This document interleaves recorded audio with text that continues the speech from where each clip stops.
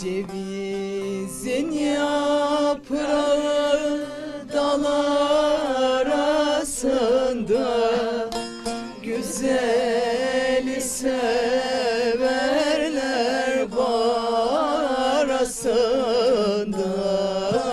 barasında. Güzeli severler barasında.